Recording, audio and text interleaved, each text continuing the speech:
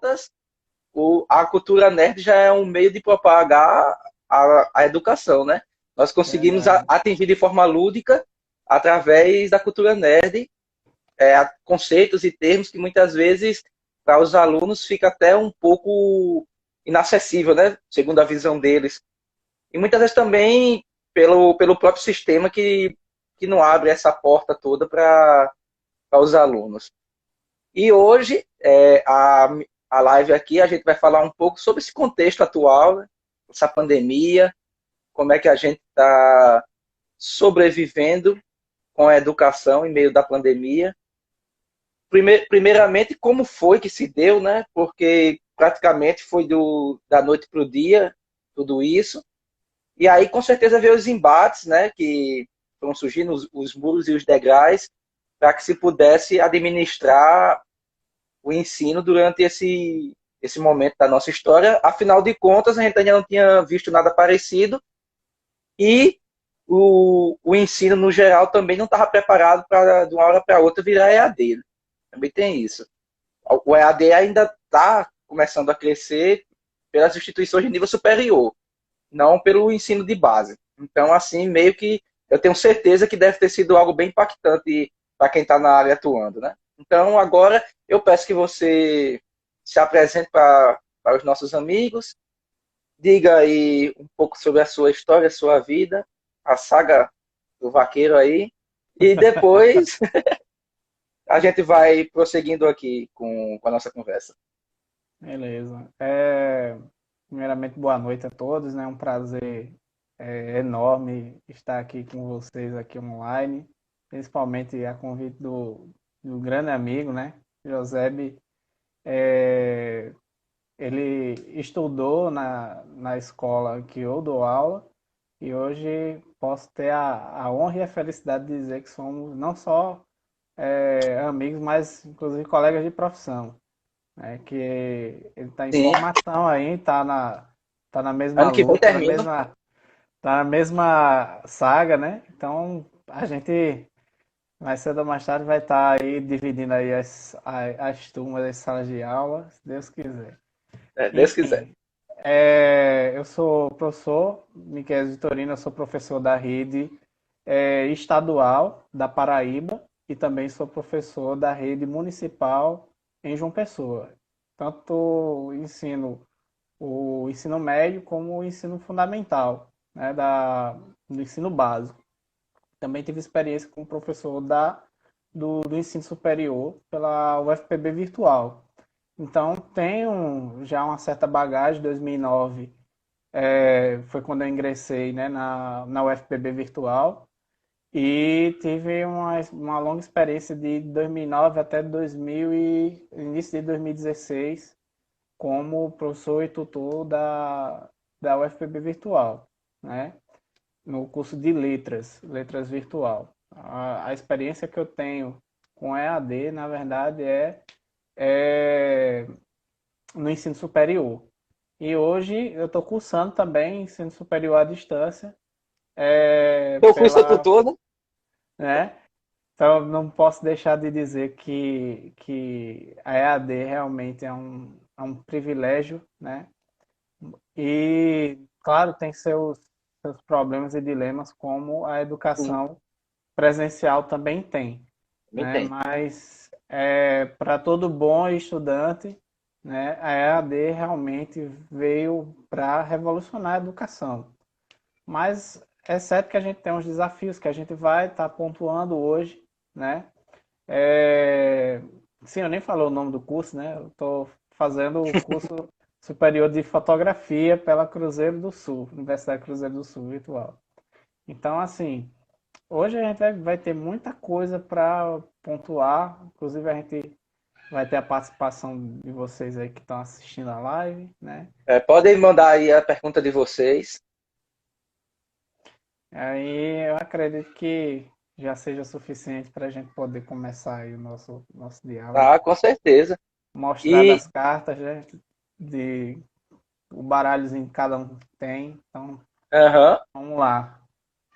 pronto. Então, meu querido, eu gostaria primeiro que você falasse como foi o impacto da suspensão das aulas para os alunos, primariamente, né, os alunos, como eles lidaram com esse primeiro momento e depois como foi para criar essa estratégia dentro da rede de ensino pública para não deixar esses alunos terem um ano letivo deles perdido. Bem, começando a partir acho que a própria realidade começou na segunda semana de março, né, que começou a meio que implodir, né, um número de casos em alguns estados, inclusive estados vizinhos aqui, que parecia um número insignificante, né, e quando foi a terceira semana de março, meado de 16 de março, né, que foi decretado pandemia, havia aquela preocupação, né, mas a preocupação não era excessiva. Então, o que é que aconteceu? Com os primeiros casos acontecendo aqui no estado, prontamente o governo do estado e a prefeitura de João Pessoa, né, se responsabilizou de fazer um projeto de intervenção para evitar a escalada do crescimento do número de casos, para que a rede de educação, tanto no estado como no município de João Pessoa, fosse sobrecarregada a partir do contágio entre os próprios estudantes. A gente sabe Uhum. que existe uma preocupação grande. Vou citar, por exemplo, João Pessoa, né? João Pessoa é uma capital de quase no entorno ali de mais de 1 milhão de habitantes, né? Contando as cidades circunvizinhas, os bairros, todo o entorno, né? Da Grande João Pessoa. E imagine, eu até coloquei, pontuei isso com os alunos lá, imagine uma pessoa que trabalha no hotel na Orla, que está recebendo alguém de fora, e essa pessoa está contaminada. O funcionário do hotel tem contato com essa pessoa, e ela volta de ônibus para casa.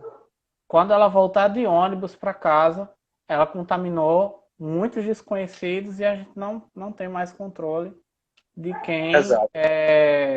está contaminado e quem não está contaminado. Porque convenhamos que nosso sistema de saúde, né, já era colapsado mesmo sem a pandemia. Né? Eu Então já você andava de muleta, né? Agora foi só o chute na demora muleta. assim, meses e meses para marcar uma consulta, para fazer uma cirurgia ou para fazer qualquer outra coisa Uhum. trivial, simples. Né? E, inclusive, isso a gente sabe da realidade do nosso sistema de saúde. Então, sabe, foi assim uma decisão muito acertada, né, tanto da prefeitura de João Pessoa como do governo do estado, fazer essa intervenção preventiva, né, suspendendo as aulas. Na segunda semana de março, a gente acharia que isso poderia ser possível, mas tinha muita gente que desacreditava que essa escalada de contágio fosse acontecer na Paraíba, como se a Paraíba não fosse parte do mundo, né? Que a gente vive em outro planeta. Mas, Vejo enfim, nossa bolha social.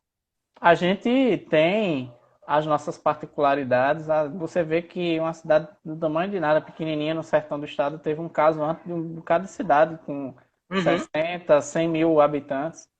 Então, a gente vive hoje uma condição em que a gente não sabe com quem está cruzando no meio da rua, numa viagem, né? E a gente pode estar se deparando com uma situação dessa de contágio em larga escala através do contato dos estudantes na escola. Então, sabiamente, na terceira semana, claro, muitos foram pegos de surpresa, né? Eu meio que imaginava que isso podia acontecer porque já tinha os primeiros casos no estado vizinho, Pernambuco, e o Ceará também tinha casos em que já começava a se desenhar como uma, um problema de grande proporção. Então, foi interessante fazer logo essa intervenção nas escolas. Então, imagine hoje quantos casos a gente tem na Paraíba sem as escolas estarem funcionando, né? Aham. Imagine hoje a situação se essas escolas tivessem passado 1 ou 2 semanas a mais funcionando. Como Até porque seria, né? os alunos, por serem mais jovens, não que impeça isso de morrer caso seja contaminado, porque a gente está vendo que o vírus está cada vez mais forte, né? Uhum. Mas eles poderiam não morrer, mas a quantidade de pessoas que seriam infectadas na ida e na vinda da escola seria alta, porque Seria muito cada grande. uma turma tem o quê? Cerca de 40 e poucos alunos, uma turma só. E aí, se Se você você for pensar, multiplicar, né? Você né? pensar numa faixa etária, como por exemplo o ensino infantil, são crianças da primeira fase, né, de Uhum. ensino. Elas colocam mão no nariz, mão na boca, coçam os olhos, né? Então, a criança dessa ser contaminada e ir para casa, talvez não more com os pais, more com a avó, o avô, né? Os pais não sejam vivos, sejam separados, esteja longe.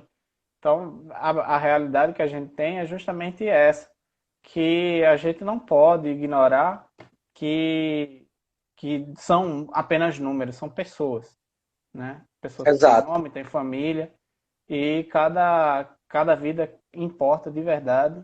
A gente não quer que apenas a economia entre em colapso, mas a gente tem que pensar também nas famílias entrando em colapso por morte de um parente, que às vezes é aquela Uhum. pessoa que sustenta a casa, né?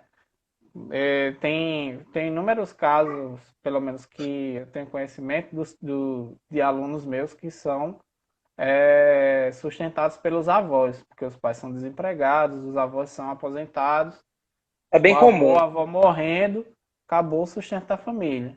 Então, é essa situação que a gente está se deparando hoje, né? Infelizmente, a gente vai passar ainda alguns dias, eufemismo, né? Alguns meses, alguns meses, Acho que nesses são é, compostos por dia. é, com essa configuração da EAD, né? É uma Uhum. situação, é uma situação que pegou muita gente de surpresa, principalmente os alunos de escola particular, porque a gente sabe que a escola particular ela depende muito desse público para poder continuar, Exatamente, David. né? Tem casos, inclusive em Guarabira, de pais que estão tirando das escolas particulares. Eu não sei se isso vai estar acontecendo aqui, é uma tendência, né? De que o ano seja considerado perdido por alguns pais. Outros Aqui também que estão. perderam o emprego ou que, sei lá, não estão conseguindo mais pagar a mensalidade. Aqui eu sei E de isso vai alguns afetar casos muita gente. de escolas que estão sendo mais maleáveis. Primeiro que já estão adotando o EAD Uhum. e, e também estão sendo mais maleáveis em relação à mensalidade. Também Dando desconto, né? isso, também já soldamos É uma casos, situação porque. estendendo o prazo também para o pagamento. Porque, na verdade, todo mundo tá se prejudicando com isso, né? Todo mundo está se prejudicando. Eu falei numa live minha, eu acho que semana passada, com a Lana, não lembro agora qual foi o tema, que semana passada eu fiz, eu acho que umas 2, 3 lives, e eu estava falando sobre isso, que muitas vezes a gente tende, a partir do senso comum, seja lá do que for, de botar aquela coisa assim de que essa doença só está prejudicando o pobre, né? De que o rico não está sendo afetado. Mas a gente tem que entender que, para que basicamente esse indivíduo dito socialmente como pobre, ele possa ter o trabalho dele, o indivíduo dito como rico, ele precisa estar estabilizado. Porque Exatamente. vamos supor, se uma usina dessa daqui, que a, gente sabe, a nossa região aqui em específico, Mamanguape, né? Que boa parte dela é mantida devido às usinas circunvizinhas. Se uma usina dessa quebra por causa dessa pandemia, todo mundo vai ser afetado na cidade. De Direta forma direta ou ou indiretamente. indiretamente. Todo mundo vai ser afetado. Então, a gente tem que parar um pouco para ver que a questão não é social de nível de classe. Porque doença não escolhe rico, nem Não. doença escolhe pobre. É tanto que, como eu postei hoje lá no grupo, né, a declaração de Dinho Ouro Preto, né, vocalista do Capital Inicial, de que ele pegou a dengue, ele pegou o H1N1 e agora ele pegou o Covid-19. Ele sobreviveu a todos. Deve ser um Highlander. É ele e a Rainha Elizabeth que não morre. A gente vai deixar o mundo para os dois. e Ozzy. A gente vai deixar um mundo para esses três aí. E aí você vê, né? Quer dizer, o cara é rico, passou por isso. O próprio Príncipe Charles também foi infectado pelo Covid. Então, a gente tem que pensar muito mais amplamente do que fechar o nosso pensamento em classes sociais, porque agora não é um momento de você estar com briga de classes sociais, agora é um momento de estar com briga para sobreviver. Sobreviver e, inclusive, manter a economia sustentável, né? De que, não Uhum. falando apenas da questão do meio ambiente, mas fazer com que as pessoas tenham crédito, tenham condição de se manter e poder recomeçar a vida ou um negócio que ficou parado por conta da pandemia, né? Exato. E a educação é talvez um dos setores que vão perder mais, porque a gente tem uma rotina, todo um problema aí de logística que precisa ser superado, né? E não tem como superar essa questão toda apenas fazendo Verdade. aula à distância. Isso não vai corrigir desigualdades que já existem, né? As Uhum. desigualdades elas vão Talvez continuar ou acentue. elas vão se acentuar ainda mais por conta da falta de acesso à escola. A verdade é que hoje Exato. a gente tem esse problema de que crianças e adolescentes estão sem acesso à escola. Elas estão sem estudar. Mas Uhum. não por conta da falta de oferta, mas por conta da falta de condições a se adequar à oferta, de como está estruturado hoje, Essa é né? a problemática, né? Essa é a grande problemática. Aí a gente vai refletir primeiro no seguinte, eu sei que o pessoal está perguntando aqui algumas coisas, a Como gente vai está sendo checar as feita perguntas as aulas depois, né? EAD. A gente vai ler as perguntas depois, mas vão colocando as perguntas aí que a gente vai lendo depois, né, José? A Exatamente. gente, primeiro embate é relacionado à legislação, certo? O Uhum. que a legislação brasileira ela define em relação a ensino à distância? Primeira coisa é que ensino à distância ele não é regulamentado para ensino fundamental e ensino infantil. É, é descartado. No caso do ensino fundamental, ele pode ser complementar, né? Quando é que a EAD ela vai ser autorizada de fato e de verdade? Ela vai ser autorizada para o ensino médio, em caráter complementar também, que pode ser até 30% da carga horária, né, cursada em EAD. Então, por causa do problema do ensino médio, em termos de legislação, né, não é tão difícil de ser resolvido, mas no caso do fundamental, sim. Porque a gente vai ter o quê? Basicamente aí uns 100 dias, no mínimo, de paralisação de atividades presenciais. E recentemente, em março, né, o MEC autorizou, através de portaria, né, a tomada das atividades em forma emergencial por 30 dias, sendo renováveis até enquanto Uhum. perdurar a questão da pandemia. Só que a gente ainda esbarra em algumas questões de ordem de legislação, porque a gente ainda tem questão das leis, né? Que, por exemplo, no artigo 80, o artigo 80 da LDB, de 1996, né? Que é da É bom que é LDB. recente. Né? Não é tão antigo assim. Mas você vê que já tem uma questão de investimento que é previsto lá em programas de ensino à distância, que no caso é para que o governo possa, nesse período, poder Uhum. fazer formação, poder capacitar, poder instrumentalizar as escolas, né? E a gente sabe que nada disso aconteceu nesse tempo. Se E a gente até for porque pensar, né? só ter a internet não é o suficiente. O profissional também ele tem que estar instrumentalizado para poder saber como manejar a internet e utilizar isso com os alunos. Exatamente. Aí você vai pensar o seguinte: a tecnologia móvel praticamente ela só passou a ser popular nessa década. Então, Sim, É. Pessoas que, Antes por de exemplo, se 2010 formaram, né? era complicado.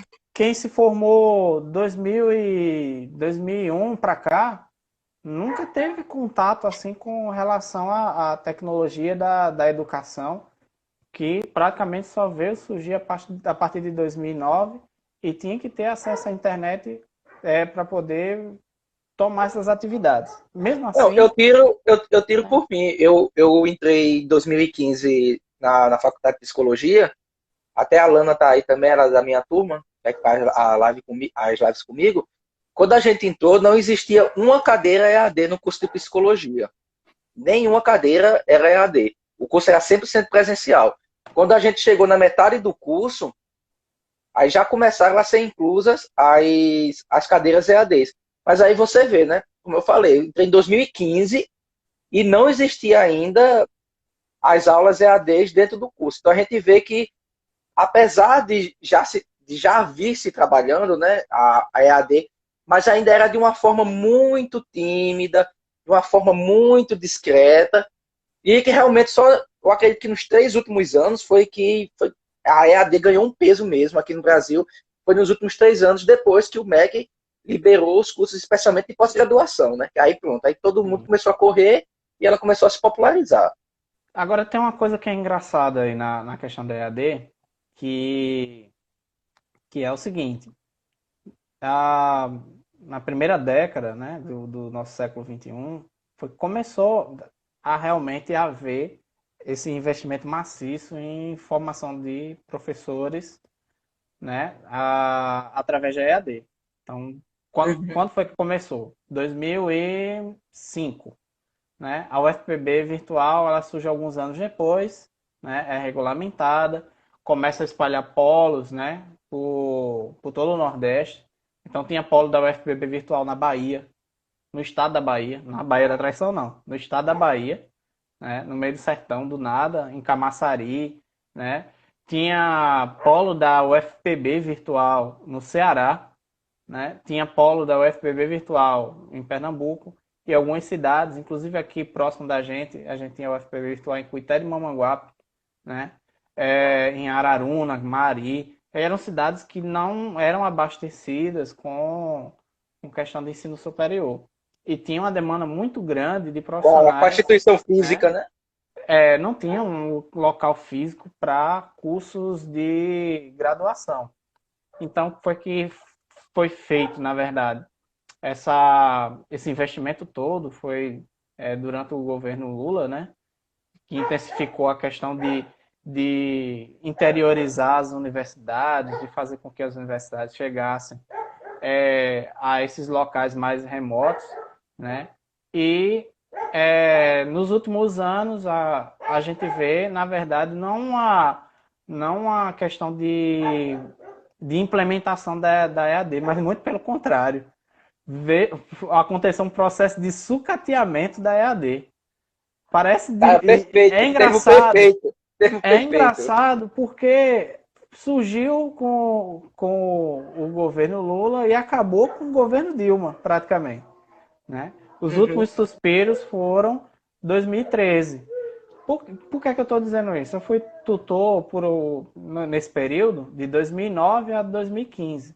Então, 2009 podemos dizer que foi a época de ouro da EAD no Brasil, né? Que tinha polo da EAD em tudo quanto era canto do Brasil. Muitas pessoas se formaram, muitas pessoas tiveram acesso a curso superior, né? Brasil afora, sem Uhum. necessariamente ter que se deslocar de uma cidade para outra todos os dias, como é o caso que muitos de nós fazemos, inclusive eu e você fizemos isso, né? A gente A gente sabe como saía é da nossa complicado. cidade, da nossa comunidade aqui, da nossa cidade, para se deslocar para outra cidade de Mais de uma ônibus, hora, né?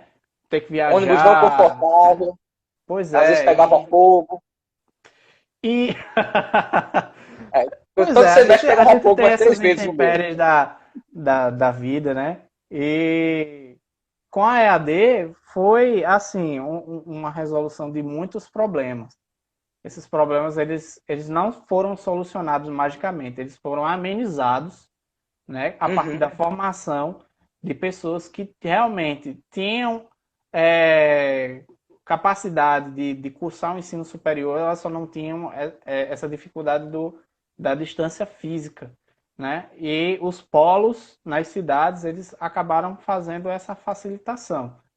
Mas aí, nos últimos anos, de 2013 para cá, houve um sucateamento da EAD no Brasil. A Universidade Aberta do Brasil começou meio que se desfazer, os polos começaram a fechar, sobre pretexto de crise financeira, né? Que começou justamente a partir ali daquele momento, que foi acentuado, foi coroado em junho de 2013, né? E começou a se desenhar um processo de derrocada da educação à distância no Brasil por conta da Universidade Aberta, E, né? E o Brasil inclusive, está se desfazendo. O que uhum, aconteceu? Muitos tutores simplesmente foram desligados das universidades, porque quem pagava esses tutores era o FNDE, né? O Fundo Nacional de Desenvolvimento da Educação. Só que acabou a verba, magicamente assim, o dinheiro sumiu, né? Não tinha mais dinheiro para educação, até hoje, né? cara, Tá assim. é irônico, né, cara? É irônico. E a situação do ensino superior realmente ficou mais grave depois da chegada do governo Temer, Boa noite, que, Débora. né, meio Inclusive, que desmantelou todo o sistema, né? e- Algumas e- coisas ele, ainda funcionam precariamente. ele, ele não bateu o prego no caixão, ele já chamou a dancinha do caixão. É, É, inclusive, você falando isso, eu me recordei de, como você sabe, algumas das pessoas que estão aqui assistindo a live devem saber, eu sou um cara muito dentro da área de pesquisas e tal. Eu tenho um viés assim mais acadêmico para pesquisa, eu gosto muito de pesquisa. E eu sempre acompanho as pesquisas em nível nacional, não só na área da educação, na área de psicologia, na área de física, que é a minha paixão verdadeira, tudo. Eu sempre venho acompanhando isso aí. E eu vi um artigo, uma pesquisa bem interessante, ela foi lançada, eu acho que em 2016, que ela foi publicada, mas os dados são referentes ao ano de 2014, que mostra que desde 2011, eu acho, se não me falhar a memória, eu acho que é desde 2011, que houve um declínio no investimento na educação e houve um declínio acentuado, né, na educação superior, nos grupos de pesquisa. E é sim, interessante porque a gente tem assim uma visão de que esse declínio começou recentemente, né, nos últimos anos. Mas não, quando eu peguei essa pesquisa, que foi em 2016, eu até falava isso na sala de aula, quando eu estava ainda na graduação, eu falava isso e muitas vezes eu era meio que ignorado. Mas assim, porque as pessoas também não correm muito atrás para estar por dentro, né, dessa área da pesquisa, compreender como funciona. E às vezes também a gente se fecha só na pesquisa da nossa área. Isso aí, por exemplo, se eu tivesse me fechado e só pesquisar para saber o que estava acontecendo dentro, dentro desse setor acadêmico, né? Em psicologia, eu não teria descoberto isso. Mas eu fui correr, educação, biologia, e por aí vai. E aí eu descobri esse artigo. Depois eu posso até colocar aí o título dele e o tal, link, né? que mostra que quando chegou em 2014, o investimento em educação superior, em pesquisa e tudo mais, do governo, ele estava abaixo das empresas privadas. As instituições Sim, privadas já estavam investindo em pesquisa e em educação mais do que o governo, isso no ano de 2014. E aí você pensa, a gente está em 2020. Como é que não está a situação da educação agora? Se em 2014, uma pesquisa que saiu em 2016 de dados de 2014, o governo já estava investindo menos que as privadas. Então aí a gente imagina como é que está a pois situação é. hoje. Houve um corte gigantesco, né, de pesquisas a partir da CAPES, CNPq. Uhum. Praticamente dizimaram bolsas e bolsas de estudo, inclusive Agora foi de pesquisas maneira sutil, extremamente. né? Foi É, de de, maneira sutil. e essas pesquisas eram extremamente relevantes. E não é, eu não estou falando só de EAD, não. Estou falando do Uhum. contexto geral.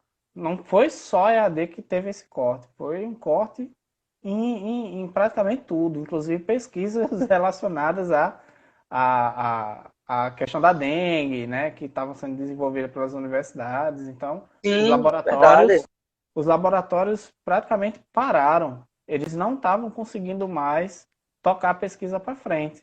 E foi aí Ó, que Débora, começou, né? vou escanear e transformar em PDF, Débora. Aí depois é só me pedir no privado que eu mando os resultados dessa pesquisa. Pode continuar, Miquel, só queria pontuar isso. Não, é de boa. Aí o que é que aconteceu de 2013 para cá? Houve uma ascensão das universidades à distância particulares. A gente vê que grandes Ironicamente, grupos, né, grupos educacionais, o ironicamente Brasil, o próprio governo estava investindo bastante nessas instituições de ensino privada. Desde 2013 para cá, o governo tem investido bastante nas e teve instituições privadas, né? e houve uma condição engraçada, né? As pessoas ricas, né, mais abastadas, elas estavam entrando na universidade para cursar gratuitamente, né? Uhum. E as pessoas que com menos condições estavam conseguindo vagas nas universidades particulares através das bolsas de estudo. Então houve meio que uma troca, né? O público mais carente estava indo para as universidades particulares e o público mais abastado estava indo para as universidades públicas. Que é o É inverso uma em outros inversão, países. né? Justamente, você percebe isso através de programa, né, de financiamento estudantil, FIES, tem um ProUni, ProUni. tem muita gente que a gente sabe que conseguiu, graças ao ProUni, terminar os cursos, né? E que tem aproveitado esse espaço, são pessoas que realmente têm uma contribuição relevante para a sociedade, foram formadas a partir daí, mas que a gente não vê na área da educação básica esse mesmo fôlego, né? O que é que Verdade. acontece, na verdade, com a educação básica? A educação básica, desde 2002, que o investimento foi baixíssimo em comparação ao ensino superior. Então, não se investiu mais em pesquisa para aplicação de uso de tecnologias em sala de aula. Quem praticamente está fazendo isso são as empresas privadas. Você vê que o Google investiu maciçamente, né, Sim. em desenvolver uma série de aplicações para educação e eles não cobram barato, principalmente para governos, né? E hoje eles estão lucrando rios de dinheiro porque é a única solução que tem hoje é você investir em ambientes virtuais de aprendizagem. E ainda está meio que em caráter experimental isso, porque felizmente a gente pensou muito na educação de ensino superior, né? Teve o desenvolvimento de muitos ambientes virtuais de aprendizagem pensando no ensino superior, mas quando se pensou justamente numa situação como a que nós vivenciamos hoje, tudo meio que está funcionando à base de gambiarra digital, né? A gente adapta vários processos para que os alunos possam conseguir estudar. E pensando justamente nesses desafios, né, que a gente esbarra em uma série de dificuldades que vão ser sentidas na pele, né? Vão ser sentidas justamente na questão dos resultados que vão ser apresentados. Por exemplo, sabe qual vai ser o principal resultado de 2020 na educação básica brasileira? Vai ser a evasão escolar. A evasão escolar já era muito grande. E Uhum. 2020 vai acentuar ainda mais essa exclusão. A exclusão da educação básica ela vai se dar Uhum. por Com meio de certeza. tecnologia. Então, Isso já quem era não uma tiver coisa que acesso à tecnologia em estava pensando. casa, de nenhum tipo, nem um celular, nem nada, né? É, acabou vai ser um E ano é, perdido para é, aquela é criança, aquele interessante adolescente. porque, por exemplo, aí eu vou citar aqui eu como exemplo, né? Porque eu tenho feito as lives aí já há um bom tempo, né? Com a Lana aí. E sexta-feira passada, quando eu fui fazer a live com ela, que a gente foi falar sobre ansiedade, a internet tava terrível, tava cortando aqui, eu não tava conseguindo conectar direito, não tava enviando os convites para as pessoas que me seguem, os convites não estavam sendo enviados, tava sendo perdido, parece que foi entregue pelos correios, tava sendo perdido no meio do caminho. E a minha internet é de 200 mega. Pois É uma é. internet que eu botei para eu poder jogar aqui no meu PS4 em 4K sem ter lag. Aí eu botei logo 200 mega para jogar à vontade. E eu vou fazer uma live no Instagram. E, e eu ainda não consigo conectar muitas vezes. Então, imagina uma, uma pessoa de uma localidade muito mais distante, onde, como pegando um exemplo que você citou, que muitas vezes são os avós que criam essa pessoa, são os avós que são os mantenedores desse sujeito. E aí, como é que esse cara ou essa mina aí vai ter uma oportunidade de conseguir contemplar essa aula EAD se uma pessoa, que aí eu volto a dizer, uma pessoa como eu, que botei 200 megas na minha casa para poder jogar, muitas vezes eu tô querendo, inclusive como você sabe, eu também faço pós-EAD, a minha graduação também é EAD, porque eu não tenho muito mais saco de estar pegando um ônibus. E muitas vezes eu tento assistir um vídeo aqui de uma aula e não consigo porque fica travando muito. Aí imagina uma pessoa dessa que muitas vezes depende de uma internet de celular, pré-pago. Exatamente. Pronto, tem algumas situações, só para a gente ilustrar a dificuldade que, de forma ilustrativa, a gente vai colocar ainda algumas coisas, né? Por exemplo, eu tenho uma aluna em João Pessoa que ela tem mais três irmãos matriculados na mesma escola. É uma escola de ensino infantil e fundamental. Uhum. E na casa, ela mora num barraco, ali próximo do Grotão, em João Pessoa, e só tem um celular para a casa toda. Olha, E os quatro irmãos têm que dividir esse celular para poder fazer as atividades durante a semana. Tem uma e ainda semana para jogar Free fazer as Fire. atividades. E ainda jogar um Free Firezinho quando pode. É aquele celularzinho Galaxy, não sei o que é bem safadinho mesmo. Então, imagina, né, a dificuldade que vai ser para uma estudante dividir um celular com os irmãos e com os pais, viu? Porque os pais também querem usar, não é verdade? É. É, e ter que lidar com essa situação porque é muito Vou criar uma complicado. logística, né?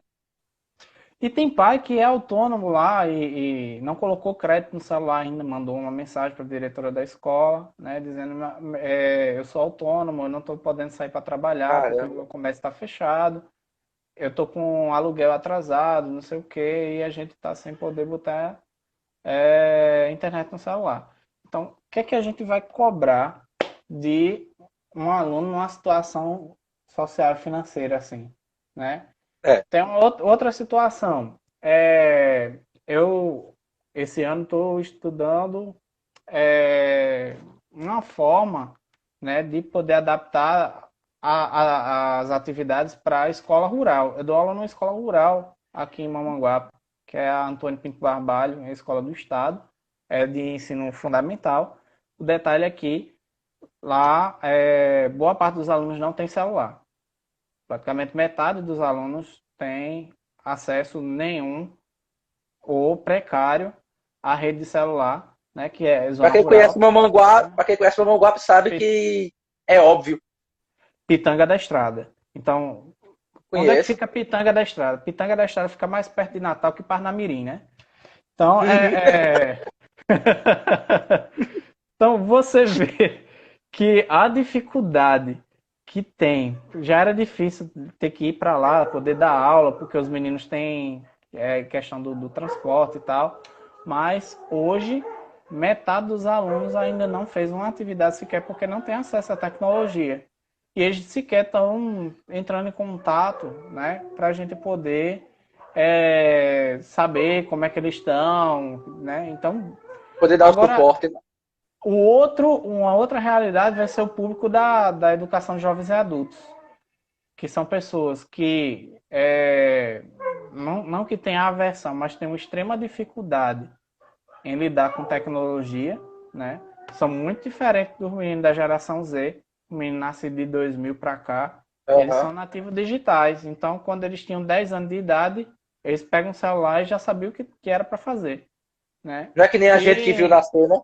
a gente é a geração da Xuxa. A gente veio da década lá de 80, né? A gente viu a internet nascer e gerar os filhotes, né? A gente praticamente viu o surgimento das redes sociais e a Não, gente e é lida com interessante outro que tipo de muita gente tecnologia da e outras época. experiências, Não, é né? interessante que muita gente da época, da nossa época, né, dos anos 80, que não. Ainda hoje não conseguem ou não querem interagir com a tecnologia. Não, Porque é algo muito distante para eles. Algumas exatamente. pessoas da nossa época que conseguiram assimilar isso, outras também não conseguiram. Mas aí é muito mais uma questão de qual foi a relação que cada um teve, né, com tecnologia Uhum. ao longo dos anos 90 e 2000, né? Eu posso dizer que eu fui bastante privilegiado, porque meu pai consertava TV e som, então eu lidava com tecnologia o tempo todo. E Eu fui praticamente eu curiosidade trabalhava mesmo. eu tinha. Meu pai teve que comprar um computador daqueles 386, Pentium, né? Aprendi Então, num desse, um 386. aí eu sou da época que a gente não simplesmente não ligava o computador e aparecia tudo lá. Eu tinha que digitar a linha do comando para poder abrir alguma coisa. Então, eu sou dessa geração ainda, né? Do Windows 3.11, aqueles gráficos bem, Nossa, que né, beleza. pixelado. E era maravilhoso, né? E a gente consegue visualizar o quanto a gente conseguiu evoluir de lá para cá, né? Em termos de tecnologia. Quem imaginava em 2000, né, que a gente podia usar um aparelho, apertar a tela respondia, né, de forma sensível aos comandos que a gente. E quem imaginava que a gente poder fazer um telefonema, né, e poder Até ao hoje eu tenho vivo, problema né, com as telas de toque. né? E hoje um menino, quando o celular demora 3 segundos para executar alguma coisa, fica com raiva, né? Meu menino de 2 anos bate na tela do celular para ver se o celular abre logo o aplicativo, né? Então eles não vão entender a paciência que a gente teve, né, de É, esperar 3 minutos o Windows ligar, né? Então quando era rápido, né? hoje é tudo muito rápido, né? Tudo muito veloz e a gente tem essa facilidade de Uhum. aplicar, de trabalhar com tecnologias, né?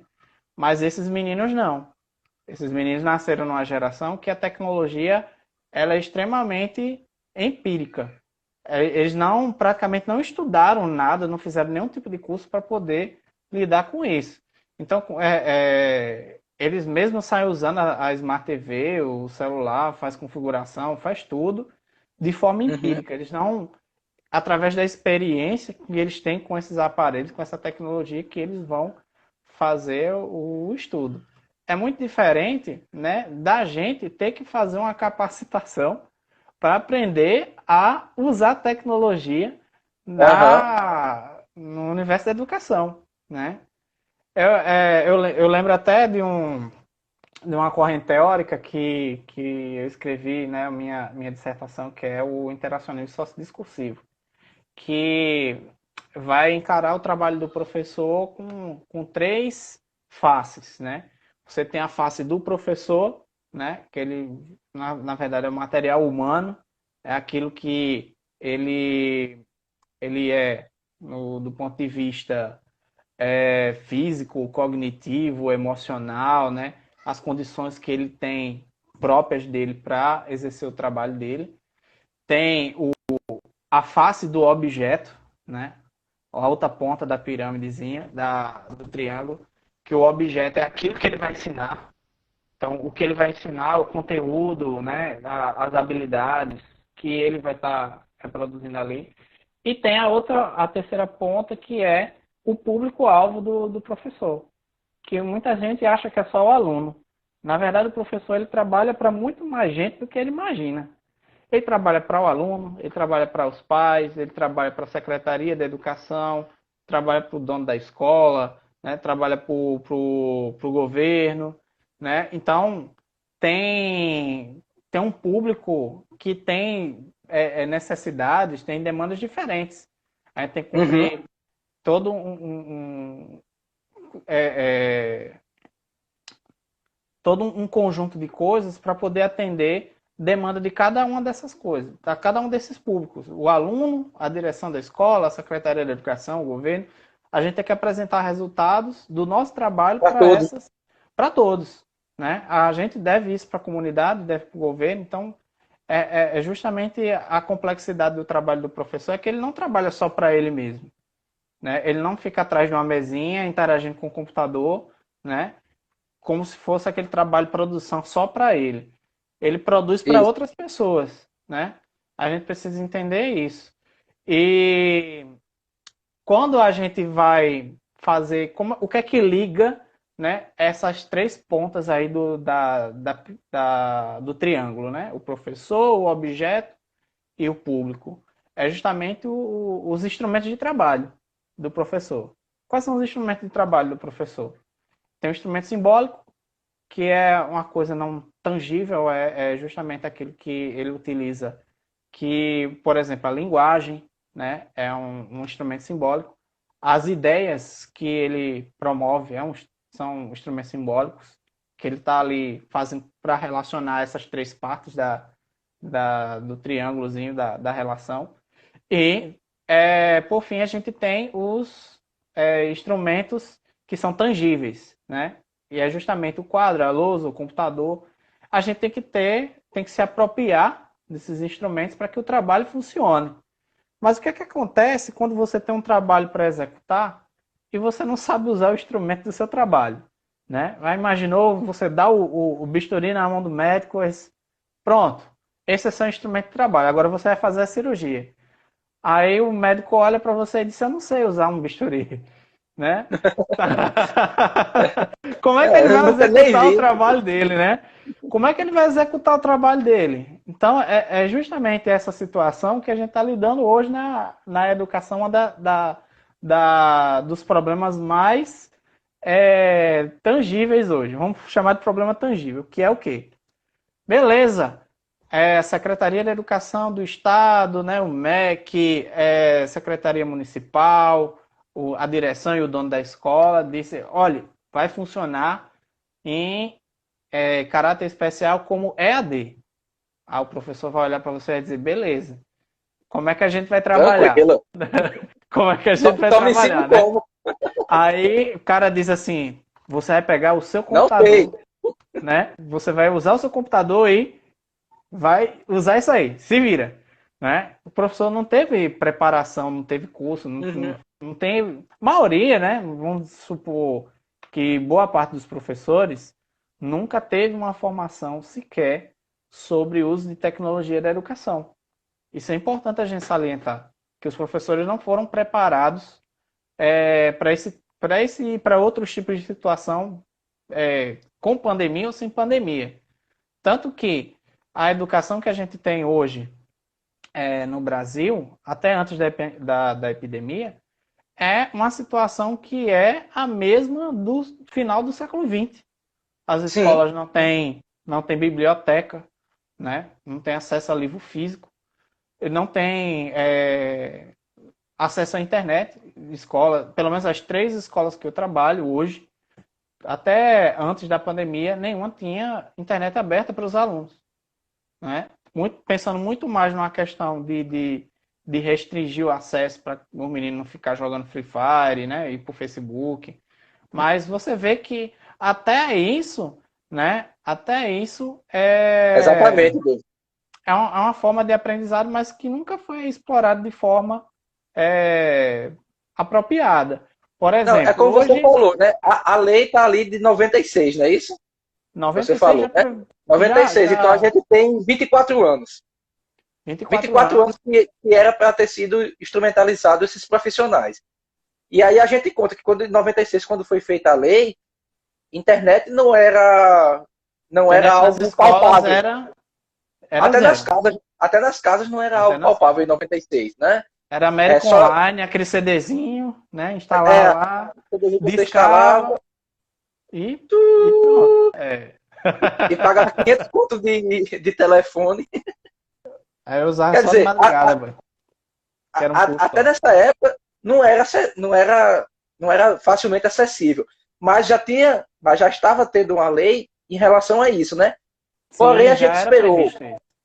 a gente esperou 26 anos para que os nossos profissionais se atualizassem. Aí eu não digo se atualizassem no sentido deles procurarem a atualização, mas sim das instituições propiciarem para eles a atualização, né? Então teve esses 26 anos para que os profissionais estivessem prontos para a pandemia, vamos assim dizer. Não é nenhuma situação de pandemia, mas Não, mas eu estou dizendo é assim por causa do justamente contexto, né? é É uma situação emergencial, né? como essa, inclusive ela não era muito prevista em legislação, né? A gente realmente Uhum. está lidando com uma coisa extremamente incomum, mas que podia ter sido prevista, porque essa não Amenizada, é a primeira, não é a primeira crise que a gente saúde, passa, né? porque a gente teve problema com H1N1, não foi tão acentuado como a gente está tendo agora com 2002 a a gente Covid. teve o Covid também, 2002. Sim, sim. Todo ano a Mas gente tem não, dengue. mas não é, o mundo não era tão globalizado, tão interligado como é hoje, Uhum. né? E a gente não sofreu impactos Mas assim, a gente relevantes. teve, Teve a gente experiências. teve experiências e teve o gostinho do que poderia haver no futuro, né? Poderia haver. Teve esse gostinho assim, olha, no futuro isso pode acontecer. Mas, infelizmente, não só falando em Brasil, né? Mas infelizmente, a maioria dos países negligenciaram todos esses avisos que vieram antes do Covid, né? Exatamente. A gente vê Inclusive que 2000 e... países desenvolvidos, né, considerados aí desenvolvidos, que viram a partir de um cenário como esse a necessidade de investir em tecnologia da educação e fazer com que a tendência do século XXI, que é o ensino ubíquo, né? O que é o ensino ubíquo? É um ensino que ele ultrapassa os limites e as paredes da escola, que é justamente aquela atividade, aquela coisa que o aluno desenvolve na escola, não permaneça só na escola, mas com um currículo flexível, né? Ele poder continuar no horário que ele tiver Uhum. disponível, a partir do interesse que ele tem em relação ao conteúdo que ele estiver estudando, ele poder ter acesso a esse material e desenvolver atividades a partir disso. Até porque hoje a gente vê sabe qual é uma das maiores fontes de aprendizado hoje? Não é a escola, é o YouTube. O YouTube Sim. ensina até a arrombar carro. Né? Isso não é relevante para o universo escolar. Mas, É outra escola que usa mas, isso. mas veja que são coisas assim, arrombar carro não, né? Mas são coisas práticas, né? Que faz que a gente aprende a fazer um bocado de coisa. Por exemplo, eu aprendi pelo YouTube como é que eu configurava o rádio do meu carro, que eu troquei a bateria do carro e tal, aí eu tinha que estudar um jeito de fazer, colocar a senha no rádio do carro para não ter que pagar R$ 130 para o cara fazer isso. Né? Aí eu fui lá no YouTube, assisti as instruções e aprendi. Teve uma coisa interessante que a BBC mostrou alguns anos atrás, que foi uma menininha no aeroporto, né, que foi instruída através de um vídeo do YouTube como invadir o laptop de alguém através da rede do aeroporto. Ela assistiu esse vídeo, né? Ela fez todo o estudo de como é que fazia isso. Ela pegou um laptop que deram a ela e ela conseguiu invadir o computador de alguém. Então veja que o YouTube ele é hoje uma fonte de aprendizado que não vai substituir a escola. Não é isso que eu estou querendo dizer. É um Mas que suporte, né? a gente É um precisa agregador. a gente precisa repensar a escola hoje, né? A escola como espaço de aprendizado, porque a escola precisa atender um público, uma demanda, né, que é extremamente diferente, né? A gente está lidando hoje com a geração que é nativa digital. Então você não vai ensinar. Por isso que muita gente acha que os alunos hoje são desinteressados. Não, é uma questão de personalidade coletiva. Eles Uhum. nasceram num contexto histórico em que as coisas têm que acontecer agora. E que É a coisa imediatista. tem que ser. É o imediatismo, né? Eles têm crise de ansiedade, são muito mais suscetíveis à ansiedade que a gente, né? E eles têm uma tendência a imediatizar, quase que não sai o negócio, imediatizar o que eles têm para aprender, Sim. né?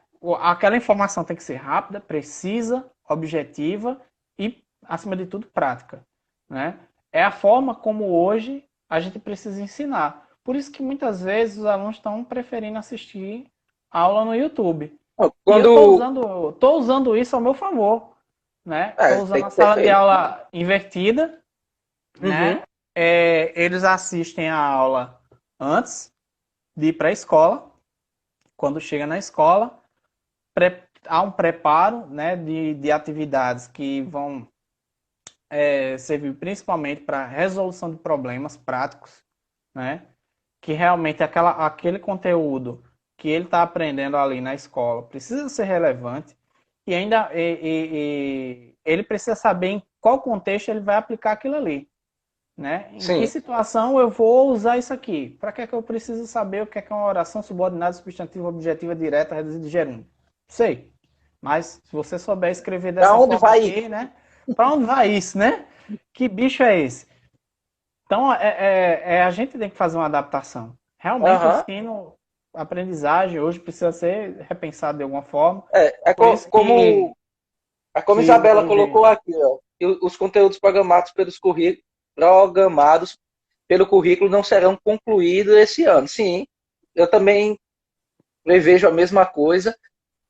E esse foi um dos motivos pelo qual eu quis trazer o Miquel aqui para conversar com a gente, né? O David também falou sobre a questão do YouTube, que serve para o bem e para o mal. É, Depende do. É aquela coisa que eu sempre falo. Tudo nesse mundo ele pode ser usado para o bem ou para o mal. Só basta a sua intenção sobre o objeto utilizado. Se a sua pronto. intenção for boa, você vai causar transformações na vida dos outros. Aí, agora, Miquel, o YouTube, o Instagram está dizendo aqui para mim que eu tenho 20 segundos de live. A gente Aí recomeça. a gente vai recomeçar. Então, quem está online, não corra, não fuja.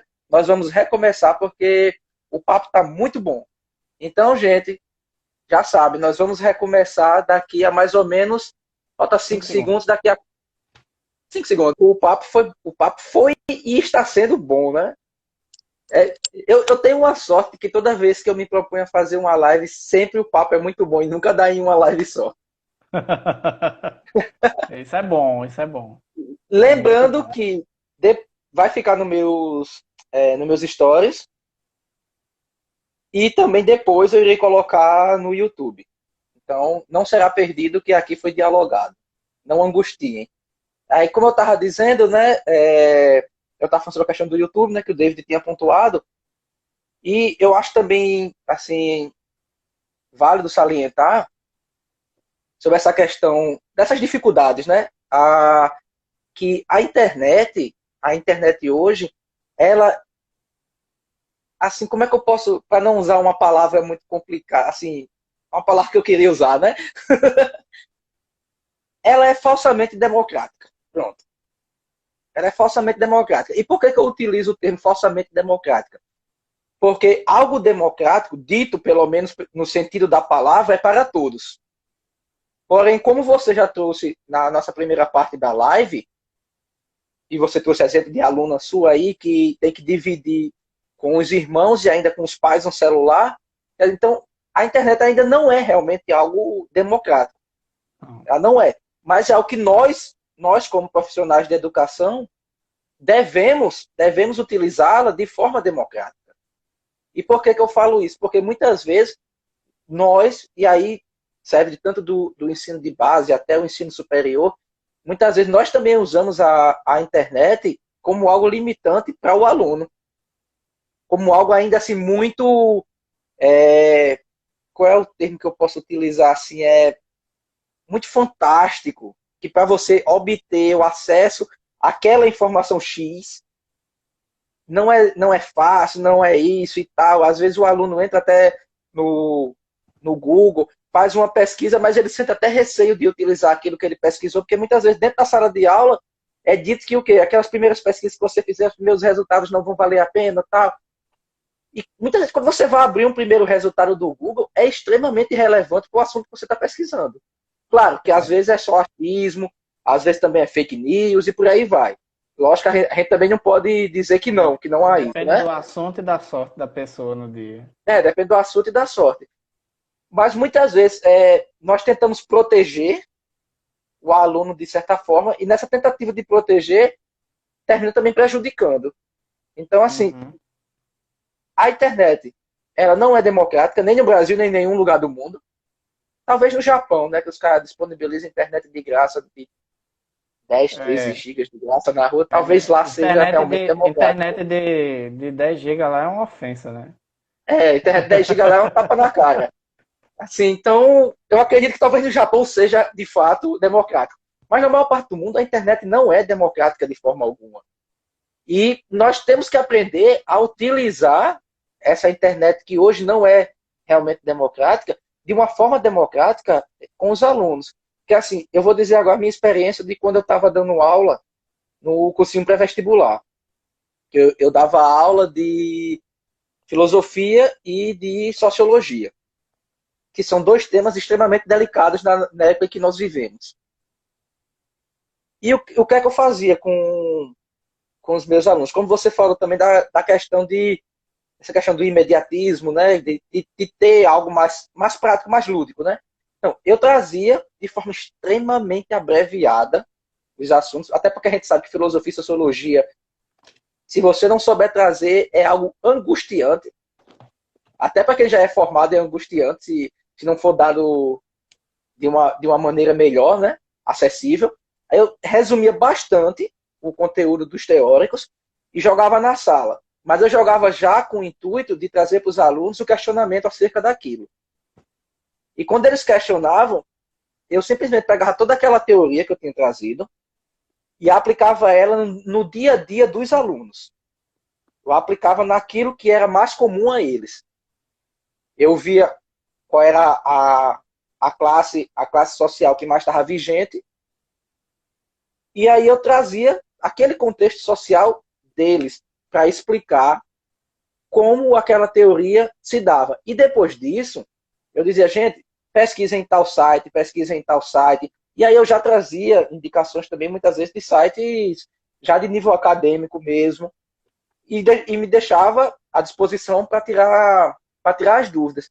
A gente também tem que desmistificar um pouco a educação, né? Porque muitas vezes a educação ela é dada de uma forma como somente aquele que ensina, né, o professor, ele é o Gandalf da coisa, ele que está ali É o segurando o cajado detentor, da, né, o da cajado da sabedoria. educação e o aluno tem que ganhar alguns níveis para poder atingir aquilo. Então, eu acho importante pontuar, pontuar isso, né? Porque a internet tem que ser usada também dessa forma, de uma forma lúdica e democrática para os nossos alunos. É, Agora eu a posso passar a gente. vez para você que eu falei demais. Não, esquente não. É, tem algumas coisas ainda que a gente precisa repensar com relação à internet, que é justamente o seguinte. Uma das grandes dificuldades que a gente apontou aqui na questão que a gente discutiu aqui, né? É a dificuldade de se ter acesso à internet, né? Os alunos não têm acesso pleno à internet. Por quê? E quando tem, muitas vezes não é decente. É precário. Por que isso não acontece ainda, né? Tem até pergunta aqui do nosso colega aqui, Eggerson, né? É ex-companheiro meu de trabalho. Eggerson e também uma colocação de David aqui, que é a relação com o contato dos pais.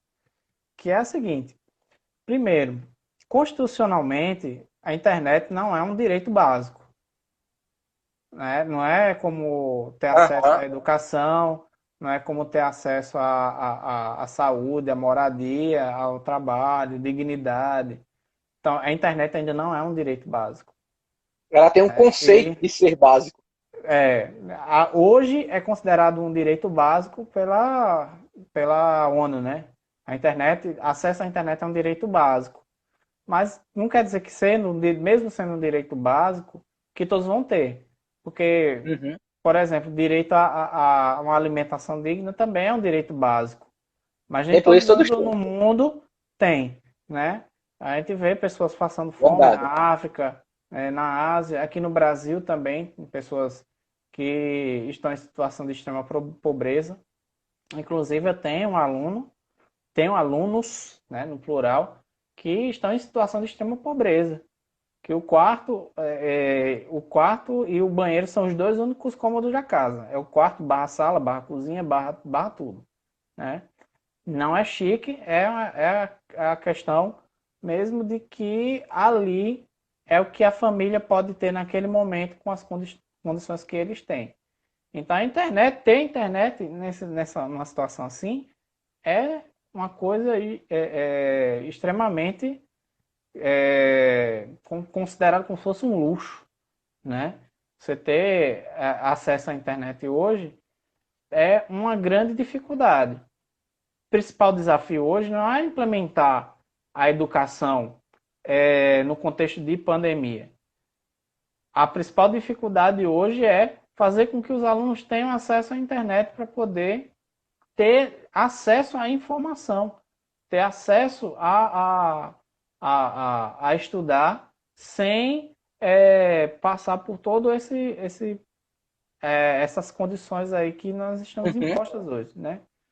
Você vê que no dia que a internet for liberada para as pessoas de baixa renda, como sinal de TV aberta, né? Que é disponível para todos, né? Independente das condições sociais, tudo. Então é que, de fato, as pessoas vão poder utilizar de forma esperada, né? Enquanto a gente estiver pagando empresas que fornecem, inclusive, muito mal, né? Serviço de internet aqui no Brasil, a gente paga muito caro, inclusive, esse serviço de Muito, internet. muito caro. Nós pagamos talvez a internet mais cara do mundo, né? Considerando a precariedade do serviço, Ah, velocidade, estabilidade. tem países africanos que tem estado de guerra civil, muitas vezes, tudo mais. Eu vi isso há alguns anos. Aí eu não me recordo qual foi o site, senão eu diria aqui. A Que a Nigéria, internet. a Nigéria tem uma internet melhor do que a Pronto, da gente. pronto, é a Nigéria. Pronto. A Nigéria Você. tem internet melhor do que Pronto, a nossa. pronto. A internet lá é melhor e mais barata que a nossa. Agora por quê? Chega Porque a ser. lá, né, lá a internet é uma prioridade para as pessoas, né? E justamente essa condição que você falou da internet ser um ambiente falsamente democrático, ele é falsamente democrático porque justamente nem todos têm a mesma condição de acesso de, de, de acesso à internet de forma igual. E por isso que as pessoas vão ser excluídas muitas vezes Sim. de ter as vantagens, né, que a internet pode oferecer, mas isso acontece porque não por negligência das próprias pessoas, mas porque realmente a internet não é facilitada para essas pessoas. Então, como é que a gente vai cumprir uma jornada de 800 horas na educação, usando a internet como uma forma de complementação, se o meu aluno não tem acesso à internet? Então, quer dizer que ele não vai completar as 800 horas do programa, né? E nem a escola, muitas vezes, tem um laboratório de informática com internet para que esse aluno que não tem internet em casa possa tirar um horário livre e ir para a escola É, poder acessar, né? as Também escolas tem isso. não tem essa prerrogativa de ter internet. Inclusive, algumas recebem verba especificamente para isso aí, para poder fazer uma Uhum. assinatura de provedor. Só que muitas vezes o que é que acontece? A escola veta o acesso à internet para o aluno, porque o aluno faz mau uso. Justamente porque não existe um trabalho de conscientização. né, de que forma pode utilizar essa internet. Não existe um preparo da escola para poder usar a internet.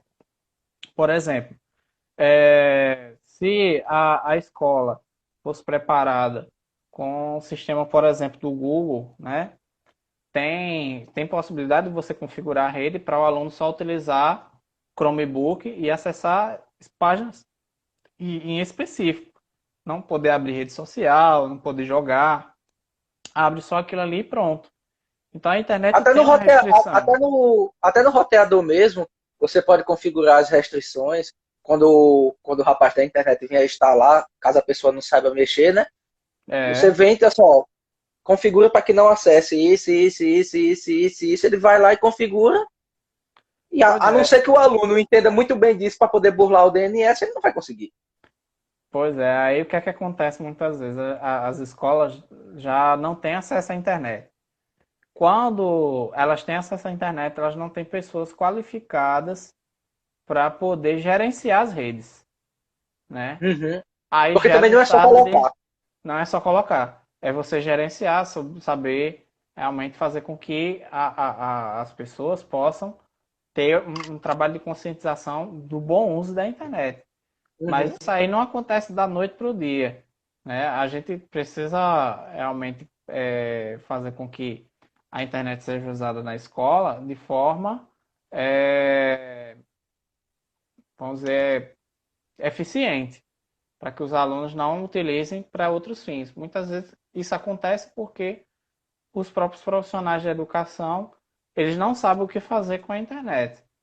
Alguns, inclusive, nesse cenário, têm uma extrema aversão, né? Alguns, inclusive, têm se negado de trabalhar, de produzir material, conteúdo, porque simplesmente não conseguem fazer, não conseguem trabalhar.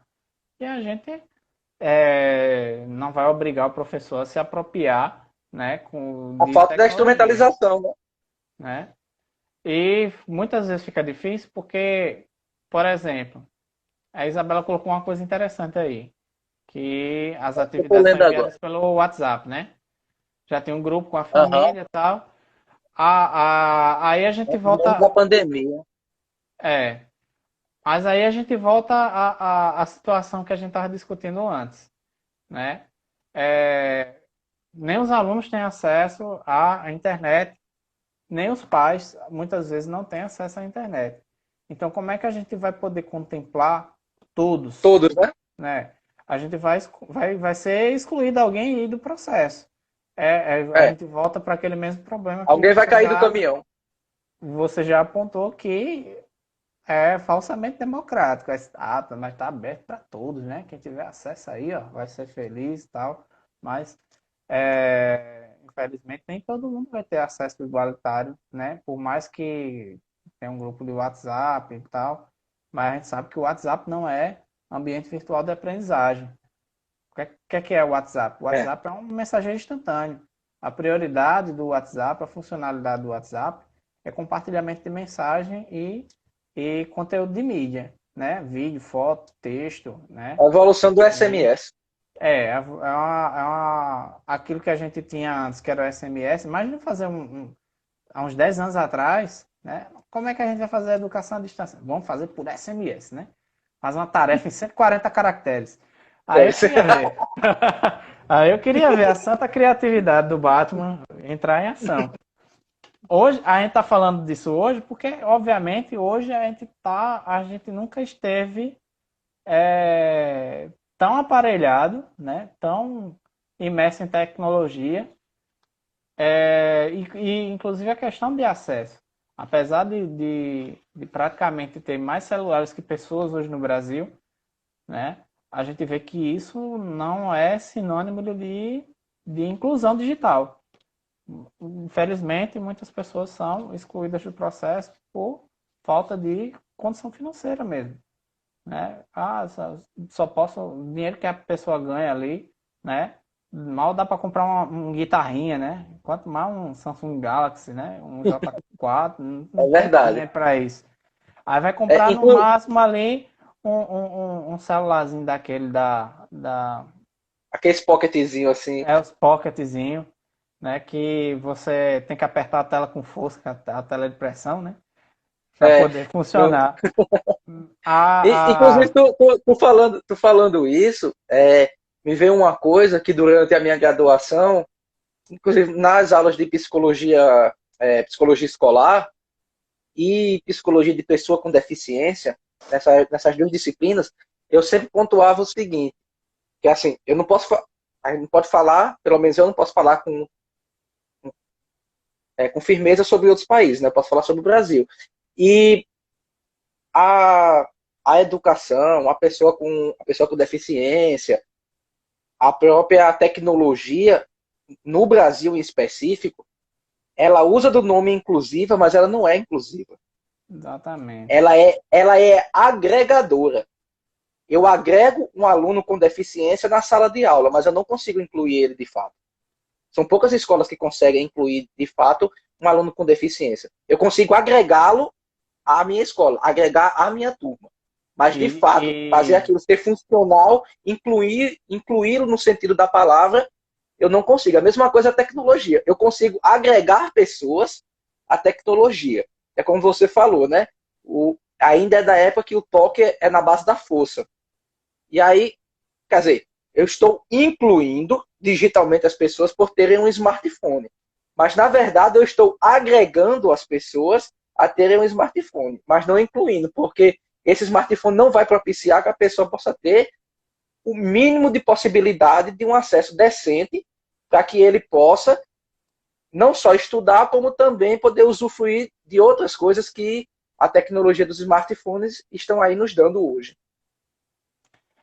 e você tocou num assunto interessante que imagine, mesmo os professores hoje que aderiram, né, à tecnologia nas suas aulas, né, e que hoje estão numa situação realmente de produzir material, produzir conteúdo Aham, para ambientes virtuais de aprendizagem, através do WhatsApp. Mas imagine a seguinte situação, né?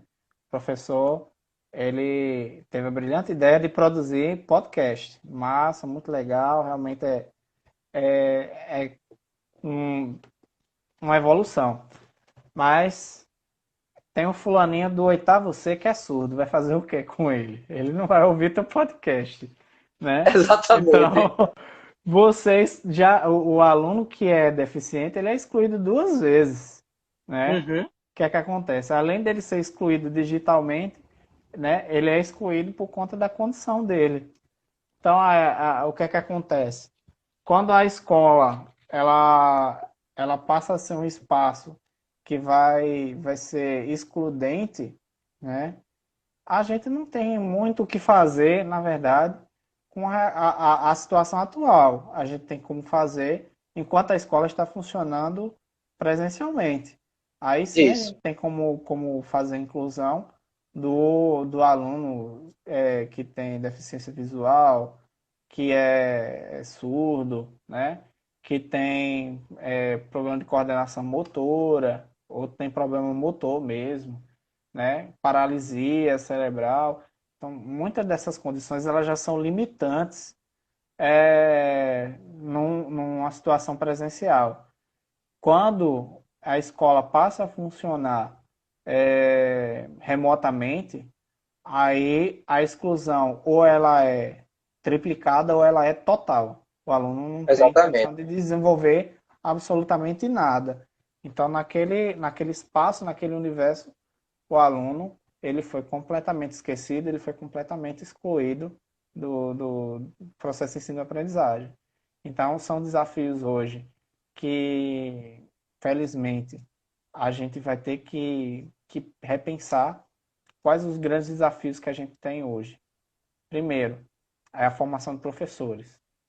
Formação de professores para alunos do século XXI, né? Então, nas grades de Até nas curso, academias, né? quando eu falo assim nas academias, eu falo no sentido de preparar os professores para a docência do ensino superior.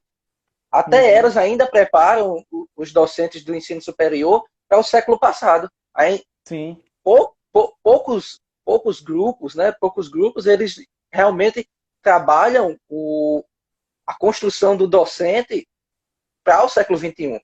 Nós ainda estamos presos no século XX no treinamento dos nossos professores. E isso dificulta, porque tem algumas pessoas que elas são muito ancoradas naquilo que lhe é dado.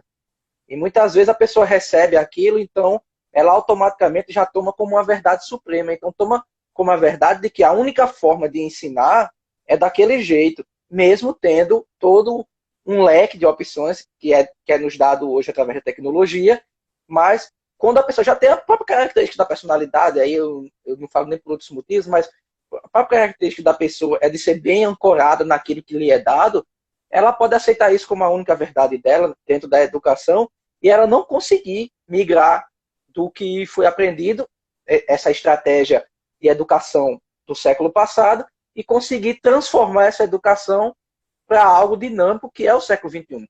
Porque a partir de agora, desse século, tudo tem que ser dinâmico. Não tem como a gente trabalhar como antes. Isso aí é em qualquer área que a gente vê que o dinamismo está cada vez maior. Até também pela questão da própria tecnologia, que ela exige isso, porque ela em si é dinâmica. Sim. Aí, no caso, o que a gente precisa pensar hoje é justamente a própria grade dos cursos, né, de licenciatura, Uhum. que as grades de licenciatura precisa ter uma disciplina para práticas de ensino-aprendizagem com o uso de recursos digitais, né, através do uso de computador. Tem professor que não sabe ligar um data show, né? Não sabe utilizar. É aquele meme, tem pós-doutorado e não sabe não Não sabe sabe usar o passar um slide. datashow, não sabe passar o slide. Então, a gente precisa muitas vezes, né, ter que lidar com um público que vai olhar para você, vai achar você antiquado, porque você não faz nada inovador. Não que seja obrigado a fazer, mas você pelo menos ter domínio dos recursos Sim. do seu trabalho. É como o médico, né, que não sabe usar o bisturi. O exemplo que a gente. O cara é cirurgião, aí tá aqui seu bisturi. Aí você, não sei usar isso não. Aí você vai usar o quê, né? Aí você, vamos com a colher, né? Será que a colher vai? Não vai. A gente vai fazer essa adaptação louca aí dos instrumentos de trabalho. Mas a gente sabe que ser dotado a gente vai ter que utilizar, né? Então, Isso. que não? Por que não se apropriar disso o quanto antes, né? Para a gente poder tocar o trabalho para frente. Aprender realmente a fazer o seu trabalho utilizando os recursos. Que esse é o Exatamente. Aí, grande Robson, desafio, mas né, da educação para os professores. foi muito bem pontuado isso, Miquel, porque realmente.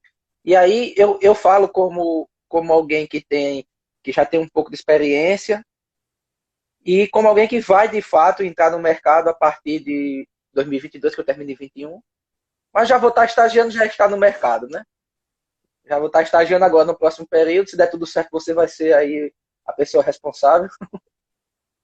Então, quer dizer, eu já, de certa forma, eu já vou estar inserido no mercado, né? Tem David aí que também tá cursando, né? Eu acho que acho que já deve estar perto de terminar, bem mais do que eu. Ele entrou antes do Uhum. que eu. A Isabela já é formada. Então, cabe também a gente se desconstruir, né? Eu acho que a Se palavra é ideal reinventar, né? para isso. A gente tem que derrubar muitos desses muros que foram construídos pelos nossos educadores e enxergar além desses muros. Ver o que é que tem além disso para que a gente possa propiciar para os nossos futuros alunos ou para os nossos atuais alunos, no caso de você que já está trabalhando na área, algo muito mais amplo, muito mais fácil e atrativo. Porque é muito chato. É muito chato. Eu me coloco no lugar dessa geração, até porque eu sou muito imperativo. Eu não precisei nascer nessa geração para saber o que é imediatismo. Eu sou muito, muito Também imperativo. tem um pensamento acelerado. Meu pensamento é muito Pensamento acelerado. acelerado. Eu nem consigo escrever direito porque eu estou pensando, eu saio errando tudo, tem que revisar direto. Então, assim, eu sei como é chato. Professores meus que davam aula parados, os caras super inteligentes, super competentes, com um arcabouço teórico que, minha nossa, impressionante, passava o conteúdo bem, mas só por causa daquele jeito de estar passando um conteúdo calmo, parecendo que eu estava dentro de um convento, das feiras carmelitas.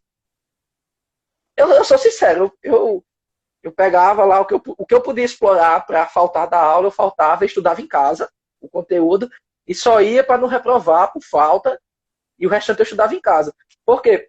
Porque não faltava esse dinamismo que hoje é exigido. Então, se para mim, que sou da década de 80, eu sinto isso, imagina para a geração atual. Se eles não sentem essa falta de dinamismo dentro da sala de aula. Exatamente. A Isabela está dizendo, olha a didática aí. Exatamente. Porque muitas pessoas acham que a didática é só você passar o conteúdo, né? Muitas pessoas resumem a didática a passar o conteúdo de qualquer jeito. De você chegar lá, pá, jogou o conteúdo e tchau. Só que não é. Você tem que criar estratégias para deixar atrativo. Pô, hoje a gente pode utilizar trechos de filme, séries, HQs. Eu utilizava tudo isso dentro da sala de aula. Eu utilizava filme, série, HQ, documentário, noticiário de TV, fofoca que os alunos traziam dentro da sala de aula. Quanto Professor, mais tá sabendo que próximo, né, fulano na cidade da fez isso? realidade, quanto mais Isso. imerso, né, e prático for, melhor. Só basta você Eu, ter um insight de saber puxar isso. E todas as áreas do conhecimento, elas têm a brecha para você utilizar. Baixa, você está focado para você conseguir detectar essas pequenas nuances que vão aparecendo dentro da sala de aula e conseguir transformar elas em um ensino lúdico. Pelo menos isso eu digo pela minha experiência, né? E o que eu acredito que funcione, porque eu tive um feedback positivo na época. exatamente. A gente, infelizmente, não vai conseguir atingir e agradar todo mundo. Todos. Uhum. E também a gente tem que lembrar que a finalidade que o professor tem em sala de aula é justamente uma espécie hoje, eu vejo hoje como você ser mentor do seu aluno, né, num determinado assunto. E quanto mais você conseguir fazer com que aquilo que você tem para ensinar tenha alguma aplicação de fato prática, que vá realmente fazer parte da vida, do cotidiano do aluno, de fazer com que aquele conteúdo realmente seja aplicado na vida dele de forma prática, aí sim a gente vai ter resultados melhores. Porque o que o aluno do século XXI precisa hoje, né, e que ele espera do professor, é justamente a questão da experiência. Uhum. Até quando a gente vai estudar o marketing, né? Qual é a grande sacada do marketing? É você fazer com que o aluno perceba que precisa daquilo ali que você está mostrando para ele, né? Quando você vai oferecer alguma coisa para um cliente, né? Um produto para o cliente, você tem que convencer ele de que ele precisa daquele produto, não é verdade? Quando o vendedor vai oferecer Exato. alguma coisa na loja, Digo ele pela minha vai experiência de apresentar vendedor. todas as vantagens aí de você comprar Uhum. determinado produto X. O professor ele tem que ser meu vendedor, né? Ele tem que saber aquilo que ele conhecer bem, aquilo que ele está vendendo, O produto, né? né? O produto que é justamente o objeto da aprendizagem dele, e ele tem que apresentar de uma forma que o aluno realmente deseja aquilo ali, que ele veja alguma utilidade para aquilo que ele vai utilizar aquilo em algum momento, Uhum. né? Para que aquele conhecimento realmente tenha uma aplicabilidade, para que ele possa usar de fato, de verdade, em algum momento da vida dele. Então é muito interessante a gente pensar o seguinte, é, a gente pensar a questão da experiência. Hoje, o mercado de trabalho, né, inclusive as grandes empresas, elas não vendem mais o produto. Elas vendem a experiência que o produto proporciona. Uhum. Não é verdade? Como é que eu Devemos posso... agradecer a Jobs. É, então, a experiência, como é que eu vou fazer? Como é que eu vou aplicar isso na educação? Que experiência eu preciso fazer com que o meu aluno ele passe? Vou dar um exemplo bem simples. É, uns alunos do terceiro ano, em vez de ficar em sala de aula apenas lendo o, o livro do Augusto dos Anjos, a gente conseguiu fazer uma aula a campo na usina Santa Helena em Sapé, na antiga casa da ama de leite de Augusto dos Anjos. Quando você vai para um lugar assim, que o conteúdo, né, ele vai realmente ter uma aplicação Se real, torna palpável, né? né? Se torna tangível, você vê aquilo ali na sua frente acontecendo. Então, o conteúdo se torna relevante. Todo mundo Uhum. que foi para aula campo gostou. Quer dizer que só funciona se for aula campo? Não.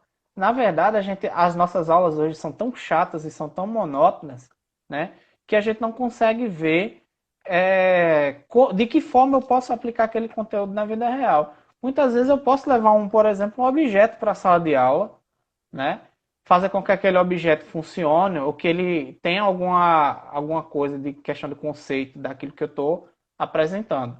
Por exemplo, quando eu fui falar sobre linguagem não verbal, eu levei imagens de placas de trânsito para a aula. Quer dizer, eu não levei placas de trânsito de verdade, né? Mas eu podia levar Eu para a já ia rua, perguntar. né? Eu não ia levar as placas de trânsito, porque primeiro eu ia ser preso, né? Por danificar o patrimônio público. Foi o que eu fiz. Eu reproduzi as placas de trânsito para levar para a escola. Ah, mas isso dá muito trabalho. Mas se a gente não fizer isso, o trabalho da gente não é relevante. O trabalho que a gente Uhum. faz não funciona. Então, quanto mais prático for o conhecimento que a gente tiver passando, melhor. Porque aí a gente vai fazer com que o aluno torne aquele aprendizado significativo para a vida dele. Isso. Né?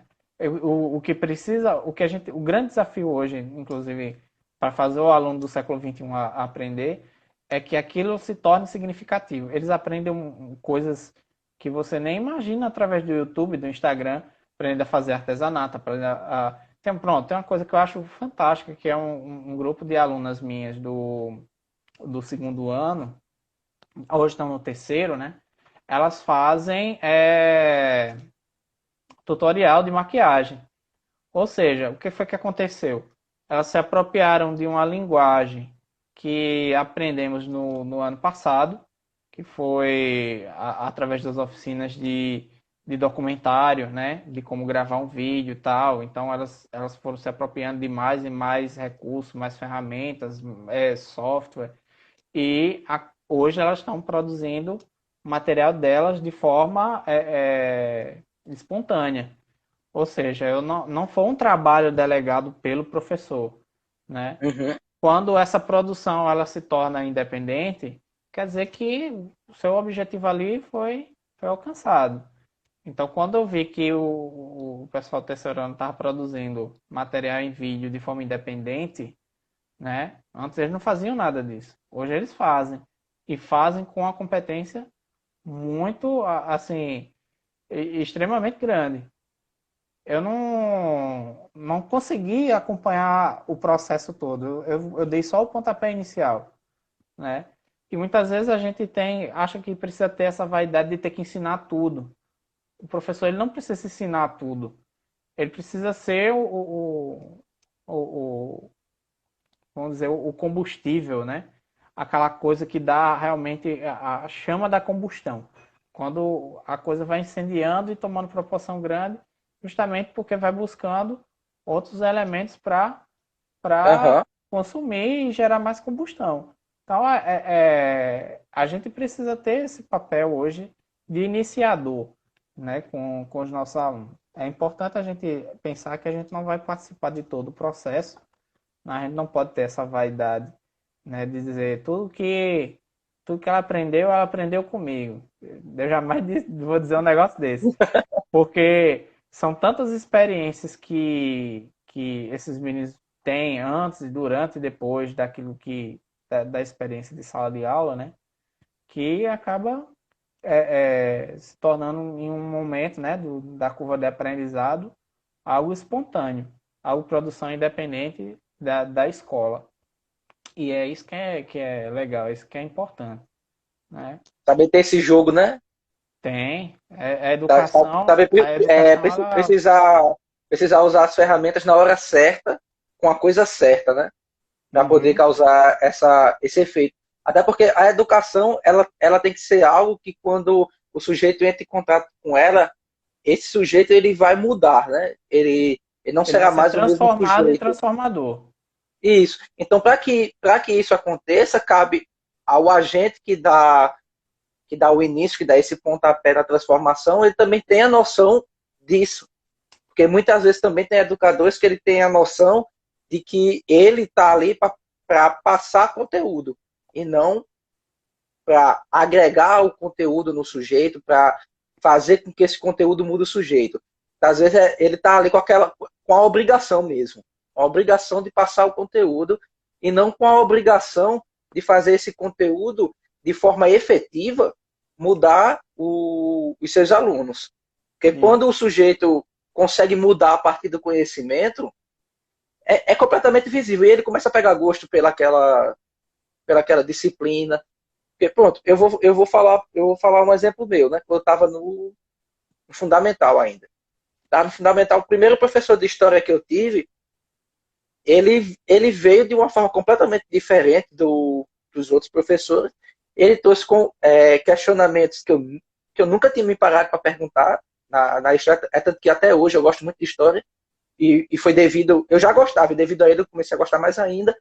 Quer dizer, ele trouxe um contexto completamente diferente. Pena que ele só ficou um mês dando aula. Mas ele conseguiu, pelo menos em um aluno que fui eu, ele conseguiu gerar uma mudança. E é tanto que até hoje eu gosto de história. Quando eu vou, qualquer coisa que eu vou estudar, eu gosto de entender o contexto, entender como era. Se eu vou, por exemplo, psicologia, mas eu sempre senti a necessidade de entender o que veio antes da psicologia. Eu sempre dei valores a essas cadeiras que precedem a cadeira de fato do curso. Por quê? Porque teve um professor que conseguiu despertar essa mudança de visão minha. Eu, eu não escondo para ninguém, apesar de eu versar entre a área da saúde e a área de humanas, mas assim, eu sou loucamente apaixonado pela área de exatas, mais precisamente física, astrofísica e mecânica quântica. Sou apaixonado, eu ficava lendo durante as férias da faculdade sobre isso. Mas eu nunca tive um professor assim que de fato me mudasse dentro dessa visão. Que até um amigo meu, que foi uma pessoa que eu fiz uma orientação profissional com ele, para ele decidir qual curso ele queria fazer. Eu fiz essa orientação e depois a gente virou amigo. E ele estava perguntando sobre se eu já tinha assistido tal documentário e tal, o Cosmos, o original de Carl Sagan. Aí eu até disse para ele, cara, se eu tivesse assistido, você estaria falando agora com astrofísico, não com psicólogo. Então, eu disse logo para ele, se eu tivesse assistido, hoje eu seria um astrofísico.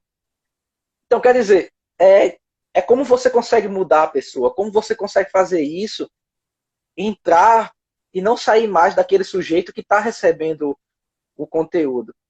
E é por isso que aí eu vou entrar um pouquinho naquele projeto que a gente tá começando, né? É por isso que eu tive essa ideia do nosso projeto de divulgar a ciência, de divulgar o conteúdo científico, e ensinar os alunos, antes de entrar na faculdade, a saberem como se constrói algo científico, como se constrói um texto científico, uma pesquisa, o que é a abençoada da ABNT, e desconstruir dentro deles aqueles muros enormes que durante a nossa vida nós vamos construindo, e quando nós chegamos na academia, mais ainda, de que é impossível se você não for um doutor, se você não for um mestre, se você não for isso, se você não for aquilo, você não consegue. Então, é justamente por isso, porque eu sei a dificuldade que eu passei, para eu conseguir entender o que era esse meio. Eu acredito que você também deve ter passado por isso. E é daí que eu tive essa ideia. Não é uma ideia de tá querendo fazer coisas muito grandes, mas é uma ideia que se nesse projeto aí a gente conseguir mudar 2, 3 vidas, a gente já fez muita coisa. É. Especialmente com o espaço limitado que a educação tem no Brasil. E é interessante a gente colocar algumas coisas aí sobre educação pública, né? Principalmente aqui no nosso estado, tem uma coisa que eu arrisco dizer que vai acontecer duas coisas, né? A primeira já é uma realidade em muitas cidades. Onde estão os melhores professores da educação básica? Quando eu me reporto principalmente à questão do ensino médio. Onde é que estão Uhum. os melhores professores de educação básica? Hoje eles estão na escola pública, né? Isso por quê? Por que está acontecendo isso? Porque hoje as escolas públicas elas estão sendo aparelhadas, elas estão recebendo essa visão de que quanto melhor a questão do edifício, dos laboratórios, né, da implementação, através de concursos públicos para professores, que vai selecionar professores que tenham realmente capacitação para poder dar aula. Então, através disso aí, é possível a gente compreender hoje que os melhores professores, né, do ensino fundamental anos finais e do ensino médio, eles agora vão para o ensino público, né? Aham. Mas o que acontece em contrapartida ainda hoje no Brasil é a crença de que a escola particular ainda é melhor do que a escola pública. Vejo que hoje algumas escolas têm muito mais coisas do que uma escola privada, né? Tem Sim. laboratório de informática, tem biblioteca, tem quadra poliesportiva, né? E tem gente que paga 700, 800 reais de mensalidade para o primeiro ano e não tem metade dos recursos que tem numa escola pública como essa. Não estou dizendo que a escola pública hoje é melhor do que a escola privada. Essa realidade ainda está um pouco é, turva, né? A gente não tem como determinar qual escola é melhor que qual. Mas se você for, por exemplo, para um SESC Até porque Centenário, em né? estudos feitos internacionalmente, né, as escolas privadas do Brasil se encaixam nas escolas públicas de outros países e escolas públicas de outros países que têm o estigma de serem péssimas escolas, né? Exatamente. Quer dizer, o A- caminho ainda é longo. Tem gente que está pagando mensalidade por uma educação ruim, por uma escola Uhum. ruim. E paga caro, né? Porque vai ter um professor muitas vezes que não conseguiu passar num concurso público porque não estudou o suficiente e acabou. Não estou dizendo que todos os professores de escola particular sejam ruins. Acontece que algumas escolas contratam professores que estão disponíveis no mercado e nem sempre esses professores são excelentes profissionais. E as escolas Disponibilidade e às não vezes não capacidade. e as escolas não proporcionam ainda a estrutura e o expertise de alguns professores que hoje estão Uhum. migrando para a escola pública. Mas o que é que acontece hoje é o seguinte: ainda é o estigma, né, de que a escola particular é melhor do que a escola pública, porque as pessoas acreditam piamente nisso. Sim. E há uma outra conduta, há uma outra mentalidade quando um aluno vai para a escola particular. Que quando ele vai para a escola particular, ele pensa, ele mesmo pensa, agora eu vou estudar mais. Porque meu pai e minha mãe estão pagando a minha mensalidade. Pelo menos os que têm um pouco de consciência vão pensar dessa forma. Mas quando vai para a escola pública, ele diz, pública, eu posso fazer o que eu quiser, não está pagando mesmo, tá, é do jeito que eu quiser. É. E inclusive os pais pensam dessa forma, né? É público, pô, tá de boa lá, não tá pagando mensalidade, tá bom, né? E Eu tô rindo, o que mas é de acontece preocupado. o que é que acontece muitas vezes? É justamente isso que David está colocando aqui, ó. Salários Cadê? dos professores de escola privada são extremamente baixos. Isso é verdade. Eu já perguntei para vários amigos meus que são professores de escola privada, eles dizem isso, Por que não é quê? motivador Porque a o salário. maioria dos professores de escola privada recebe por hora aula de verdade. E quanto é que é Uhum. pago por hora aula de verdade? 7, 8 reais por hora aula, né? É muitas vezes isso que acontece na realidade de muitas escolas. Que é A escola irrisório, né? pública é irrisório. Você tem Irrisório. 12 aulas num dia. Você recebe 7 reais por cada aula. né? Se você dá 10 aulas, dá R$ 70 por dia. Isso contando o desgaste físico, emocional, né?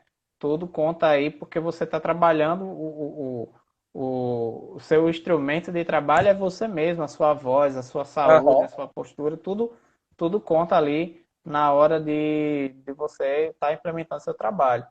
Quanto é que ganha em média um professor de escola pública? Varia bastante a questão salarial. Você vê que é bem variável. Mas hoje você pode colocar o salário de professor de escola pública entre 15 a R$ 22 hora aula. Dependendo do lugar, tem estados ou municípios que pagam mais, que pagam menos. Então, já serve Aproximadamente de duas como a três vezes, né? 2 a 3 vezes mais. Então, acaba sendo um ponto motivador, né, para que o professor possa se dedicar mais na escola pública também. O professor ele tem uma liberdade de cátedra maior, né? O professor de escola particular É verdade. ele vai seguir um roteiro sem muita liberdade, às vezes é imposto pelo próprio sistema de ensino, né? Que tem exigências, que quer resultados, né? Que faz com que o professor realmente E ainda com trabalhe aquele medo, né, de e que caso os alunos reclamem demais, perca seu emprego, né? Ainda tem isso também. exatamente. Então não tem muito o que o professor de escola particular, infelizmente, ele sofre esses problemas, né? Além da questão do salário, né, que é muito baixo, Aham. exigências do trabalho são muito grandes.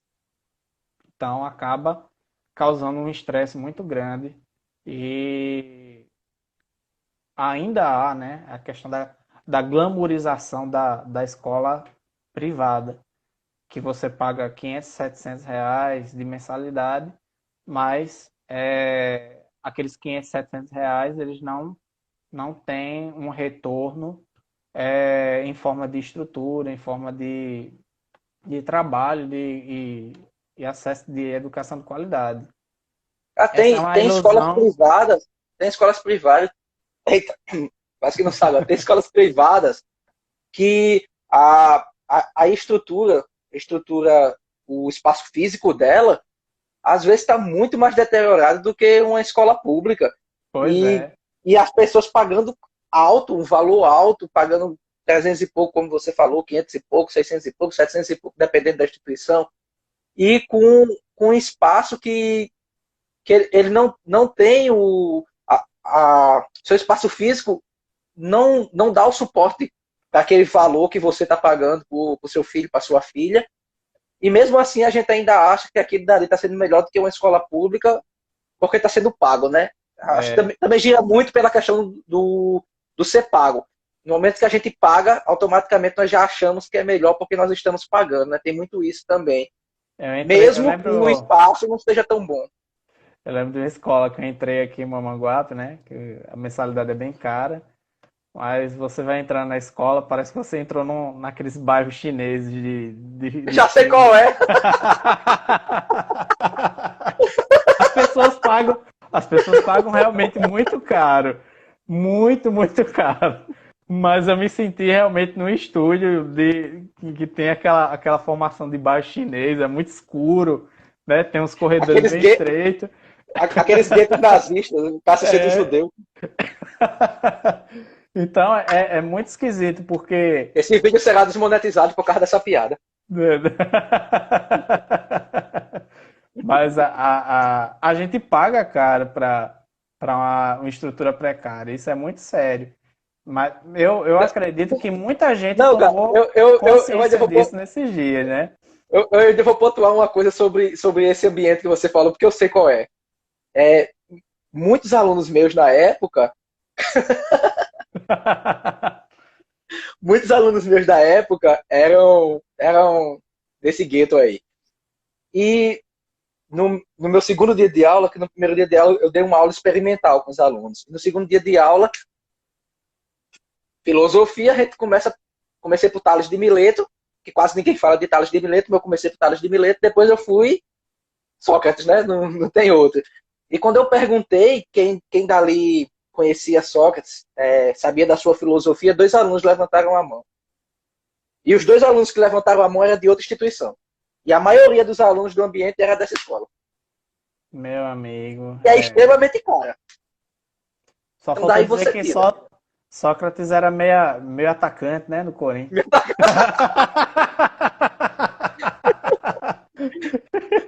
Só foi o que faltou. E tipo, eu fiquei assim, ó. Depois, quando deu o intervalo da aula, eu perguntei, tu estuda onde? Tu estuda onde? Aí eles foram me dizendo que eu não sabia, né? Aí eu disse, caramba, os pais estão pagando extremamente caro para o filho não saber quem é Sócrates, o pilar da filosofia. Quer dizer, é o Pois é. básico do básico da filosofia. E os caras não sabiam. Sem falar que eles já estão dentro de um gueto. É. Hoje o principal fator limitante aí para os alunos realmente da escola pública poderem deslanchar, né, é justamente essa consciência de que a educação é que pode transformar a vida deles de Uhum. forma mais Única. contundente, né? O que eu fico muito feliz é que alguns conseguiram ter essa consciência e hoje tem sido privilegiado, porque conseguiram adentrar curso superior, universidade, estão quase se formando, alguns já se formaram, né? Estão já como profissionais aí da educação, outros estão cursando em João Pessoa.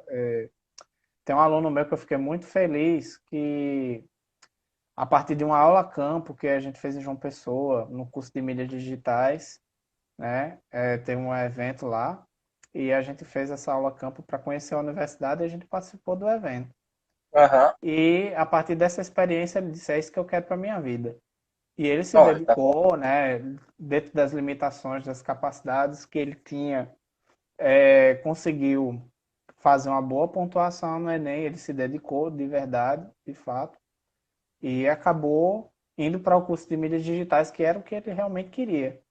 Então, hoje, o que as pessoas realmente, principalmente os pais, né, que são extremamente influentes, responsáveis, precisam ter essa consciência de que a escola pública ela pode ser uma ponte, né, bastante estruturada, Sim. para que possa conduzir os alunos para um futuro mais brilhante. Mas para Uhum. isso vai ter uma série de dificuldades, de adversidades, o seu próprio contexto socioeconômico do aluno, né? O ambiente a cultura de que estudar realmente vale a pena, né? De dedicar-se, de ter essa ideia fixa de que a educação realmente na escola pública ela dá condições, né? Não somente estudar numa escola particular, né? Sob Eu saí da ameaça. pública, eu estou aqui, Nós né? saímos da pública, né?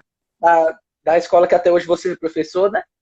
Então, inclusive, Eu quando eu fui fazer a palestra lá naquele dia, né? Quando eu disse que eu tinha sido aluno de lá, muitas pessoas lá arregalaram os olhos, abriram a boca, tudo mais. É quase como se fosse colocado que só por você ser de escola pública você não pode alçar voos, né? Você não pode sonhar exatamente. e conseguir o seu sonho, né? Realizar o seu sonho. E eu percebi que naquele dia, quando eu falei que eu tinha saído de lá e quando eu falei os cursos que eu já tinha conseguido dentro do curto período de tempo, né? Fazia 4 anos que eu tinha saído de lá do Luiz Aprígio, quando eu falei que fazia 4 anos que eu já tinha conseguido fazer não sei quantos cursos e tudo mais e tal, eu vi que muitos alunos ficaram impressionados. Inclusive, tem pessoas que até hoje ainda falam comigo Aham. e quando se vê em determinadas situações, ainda vem conversar comigo, pedir conselho. Quer dizer, É, de a gente certa forma, acaba sendo eu um grande influenciador. consegui pelo menos ali pingar um pouco de coisa boa naqueles alunos. E quando voltar, se der tudo certo, estarei lá de novo. Com certeza. Hoje a gente tem essa condição de ser influenciador, né? Não só digital influencer, mas Sim, realmente o professor hoje ele tem esse papel preponderante de ser um incentivador. Exatamente. Ele vai demonstrar isso justamente nas ações, nas atitudes, né? Você é um professor compromissado, né? Que chega no horário, que não falta, que faz as atividades pensando realmente no que pode ser aproveitado e aprendido, né? Quando você se depara com aquele profissional que é meio clichê, né, de professor de escola pública, que falta, sempre que pode, falta, né? E que quando ele dá aula na sexta-feira, ele não dá aula na sexta-feira, né? Ele É esse bate o tipo de. ponto. Ele bate o ponto. Então, são esses problemas que a gente ainda encontra Uhum, no setor verdade. público, que infelizmente o ensino público ele ainda se depara com situações assim, que eu não sei por que ainda persistem, né? Com esse Verdade. tipo de comportamento que é extremamente nocivo para o instrumento público, para o Uhum. ensino público. Você praticamente tá roubando os cofres do governo do estado quando você diz que está trabalhando, recebe sem E não trabalhar, está. né? É verdade. É você ser desonesto, na verdade. Professor que dá aula em escola pública e que falta deliberadamente, né? Ele não dá Ele está sendo aula. desonesto com o Estado, está sendo desonesto com os alunos, está sendo desonesto com ele mesmo. Ele está sendo desonesto com o compromisso que ele teve quando ele terminou o seu curso, quando ele fez a sua formação. Ele está sendo Algo que é desonesto interessante. com todos os setores. O interessante é o seguinte, que Veja, existe. 30 segundos, Miquel. Vamos. Acho que já foi, né, para hoje, para o povo não entrar de novo. A gente agradece É, aqui a presença de todos vocês, mas a gente né? pode marcar para a semana que vem fazer outra. A gente vai marcar para a gente discutir outro tópico. Mas é de Pronto, boa. eu já tenho um na cabeça. Pronto, de boa. Falta 5 É, segundos.